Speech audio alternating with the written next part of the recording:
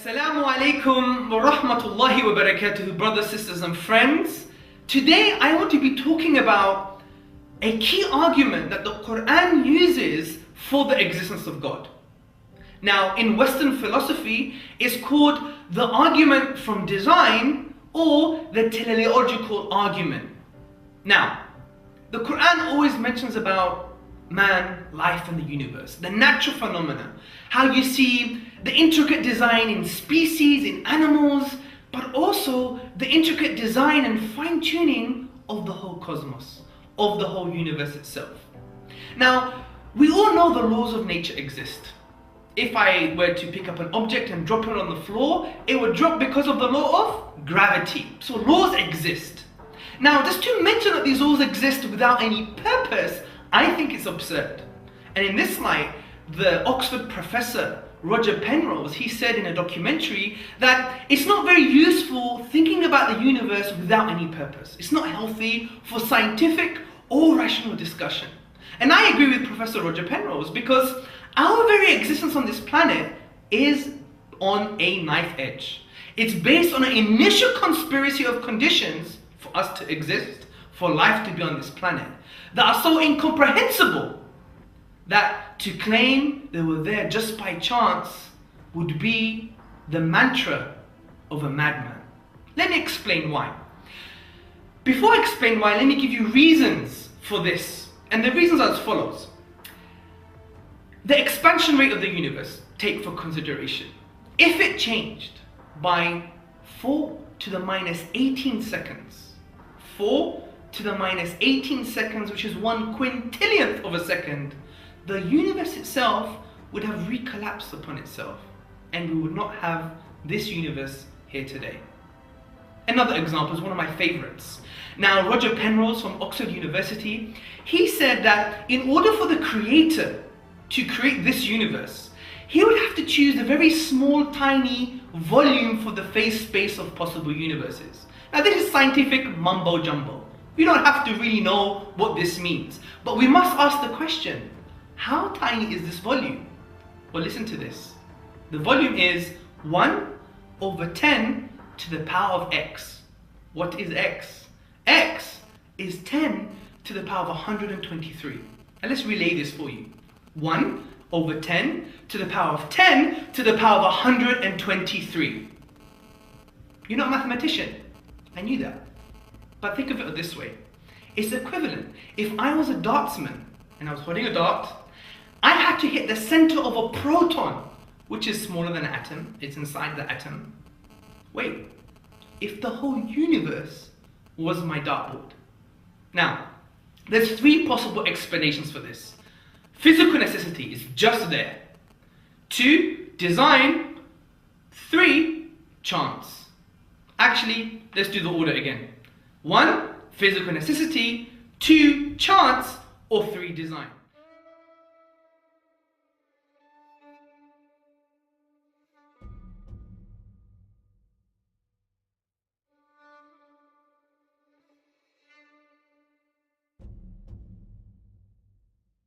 Physical necessity, chance, or design. Are you aware of any other explanations? Good, then these are our 3 alternatives. And the question then is, which is the best explanation? Well, premise 2 addresses that question. The first alternative, physical necessity, is extraordinarily implausible because the values of the constants and quantities are independent of the laws of nature. The laws of nature are consistent with a wide range of values for these constants and quantities. Right? Sir Martin Rees does reject this first alternative. And you agree with him about that. Good, we're making progress. You know, it's so nice to be talking with you about these things, Professor Dawkins. So what about the second alternative, that the fine-tuning of the universe is due to chance? Well, it seems to me that the problem with this alternative is that the odds against the universe's being life-permitting are so incomprehensibly great that they cannot be reasonably faced. So, to increase the chances of fine-tuning, you're prepared to postulate an infinite number of randomly ordered, unseen universes, composing a sort of world ensemble or multiverse of which our universe is but a part. Right. And somewhere in this infinite world ensemble, finely tuned universes will appear simply by chance alone, and we happen to be one such world. Yes, it does appear to be, how did you put it, an unparsimonious extravagance. So how do you respond to that objection? Now, let me get this straight. You say that if each one of these universes is simple in its fundamental laws, then we are still not postulating anything highly improbable. Well, now, Dr. Dawkins, that response just seems to me to be confused. In the first place, each universe in the ensemble is not simple, but it's characterized by an array of contingent quantities and constants. If each universe in the ensemble were simple, then why did you feel the need to postulate the world ensemble in the first place? Secondly, you're assuming that the simplicity of the whole is a function of the simplicity of the parts. And that's just an obvious mistake. Think, for example, of a complex mosaic, say a mosaic of a Roman face. A complex mosaic is made up of a great number of individually simple parts, little chips of blue and green and brown, for example. The parts are simple, but the whole is complex. And in exactly the same way, an ensemble of simple universes will still be complex if those universes are randomly ordered in their constants and quantities, rather than, say, all having the same values. Look, here's what I think you need to say. You can argue that the postulate of a world ensemble is still simple if there is a single, simple mechanism generating the many worlds. So the question is, what mechanisms do you suggest for generating this infinite, randomly ordered world ensemble? An oscillating model of the universe.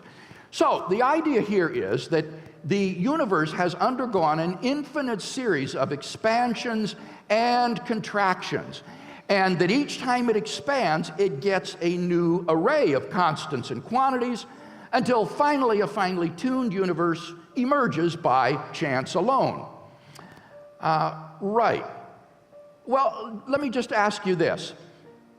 Are you familiar, Dr. Dawkins, with the many difficulties facing oscillatory models of the universe which have caused contemporary cosmologists to be skeptical of them?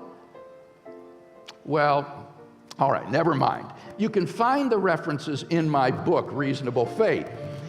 Here's the fundamental point, however.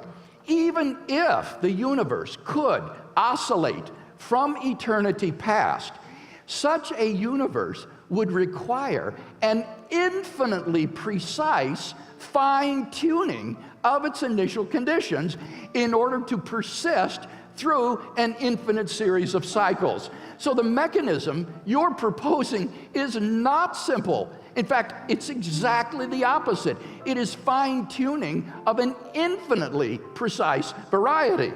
Moreover, such a universe involves a fine-tuning of a very bizarre sort because the initial conditions have to be set at minus infinity in the past.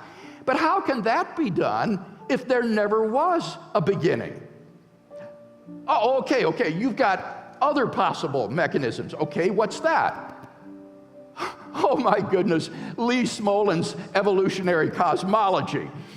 All right, let me explain to our audience that according to this conjecture, black holes are portals to baby universes being birthed by ours. Universes which produce lots of black holes will therefore produce lots of offspring and therefore have an evolutionary advantage over time. Now, since black holes are the result of star formation, and stars favor planets where life can evolve, the unintended effect of evolutionary cosmology is to make life-permitting universes more probable. Well, Dr. Dawkins, there are numerous problems with Lee Smolin's evolutionary cosmology, but the fatal assumption in the theory was his assumption that universes which produce lots of black holes also produce lots of stable stars. In fact, it turns out that the exact opposite is true. The most proficient producers of black holes will be universes which form primordial black holes prior to star formation, so that life-permitting universes would actually be weeded out by Lee Smolin's evolutionary cosmology. So it turns out that Smolin's scenario would actually make the existence of a life-permitting universe even more improbable. Do you have anything else to suggest? No. Well, neither of the ones that you've suggested is even tenable, much less simple. So I guess you haven't shown that your postulation of a randomly ordered world ensemble isn't an unparsimonious extravagance. But are you aware, Professor Dawkins, that there are even worse problems with the world ensemble hypothesis? Well, your colleague, Roger Penrose at Oxford University, has shown that if our universe is just a member of a randomly ordered world ensemble, then it is inconceivably more probable that we should be observing an island of order no larger than our solar system. In fact, the most probable observable universe is one in which a single brain fluctuates into existence out of the quantum vacuum and observes its otherwise empty world. Observable universes like those are simply vastly more plentiful in the world ensemble than finely tuned worlds like ours, and therefore ought to be observed by us if we are just a random member of a world ensemble. Since we don't have such observations, that fact strongly disconfirms the world ensemble hypothesis. On atheism, at least, it is therefore highly probable that there is no world ensemble. You haven't. Well, you really ought to read Roger Penrose's book before you write on these things. So it follows from our premises that therefore the best explanation of the fine-tuning is design, unless the design hypothesis can be shown to be even more implausible than its rivals. So, do you have any objections of comparable weight to the design hypothesis? You do. Wow, the central argument of your book. Go ahead, make my day.